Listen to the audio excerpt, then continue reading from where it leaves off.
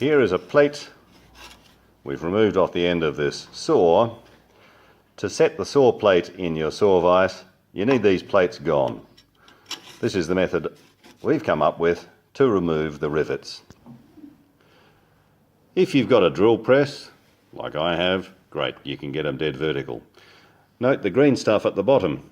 This is cutting compound, which looks like that and makes your drilling a whole lot sweeter.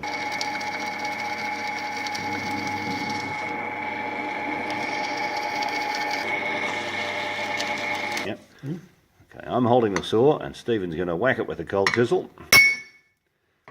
And have we still got a bit of rivet there? Yes, we have. Not very much. Okay, so here we've got a greatly disturbed rivet. Yeah. Yep. Maybe? Yep. No, is it?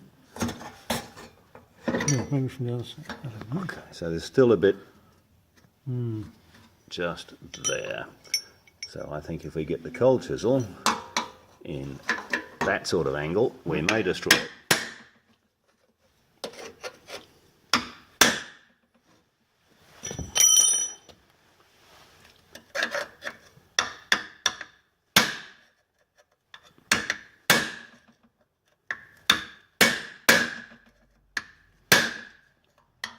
This is just about destroyed.